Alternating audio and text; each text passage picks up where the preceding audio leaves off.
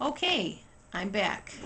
Now, when you first enter this relationship, the before part, um, when that oxytocin first starts kicking in, when you start bonding with that person, you feel excited and energized. You feel like, woohoo, I found Mr. Right or Mrs. Right. You feel sexy and wanted. He may even be telling you you're beautiful and, oh, you're such a woman. You're such a great person.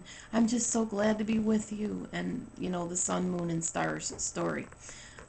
You might feel a little bit awkward and anticipatory, like you don't know what's coming up next. There's like this excitement and this mystery of the forbidden sometimes that kicks in there. Again, oxytocin. Okay, the after effect. After the relationship kind of simmers down, you start feeling kind of empty. You're sitting by the phone waiting for him to call.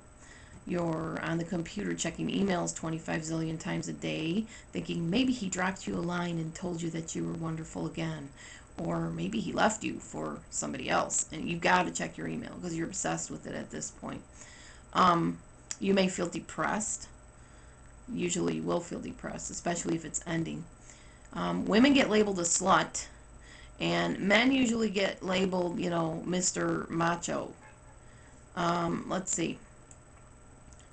You feel adventuresome, but you also feel confused and empty and disappointed and somewhat exploited. In order to avoid this, let's talk about that. Number one, what is his relationship with God? Does he have a relationship with God? Is he in rebellion to God? Does he even care what Jesus thinks of him and what he's doing and about to do? If he doesn't, red flag.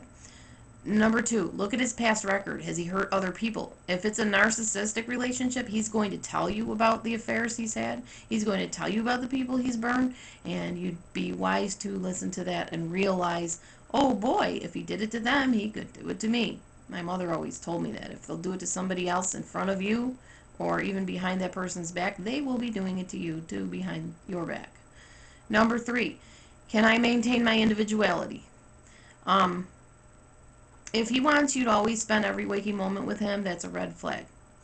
If he is forcing you to go and do other things all the time, that's a red flag because he probably has somebody on the side. Number four, does he have the leave and cleave attitude? When you bond with somebody in a relationship, you are supposed to want to be with that person for a reasonable amount of time. You're supposed to want to sacrifice things to be with that person.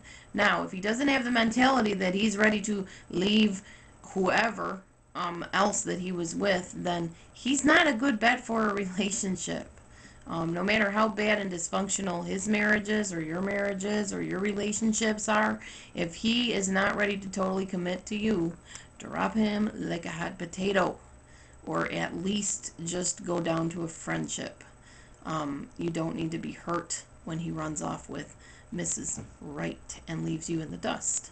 So, oxytocin, very, very strong chemical in the brain, bonds you to people, makes you feel very connected and attached and in love. Um, be careful. Guard your heart, guard your affections, because your life is made from your feelings, your emotions, your will, your thoughts, and all those things, your dreams, your hopes, etc. Guard your heart. So that's it on oxytocin. Have a great day and be careful.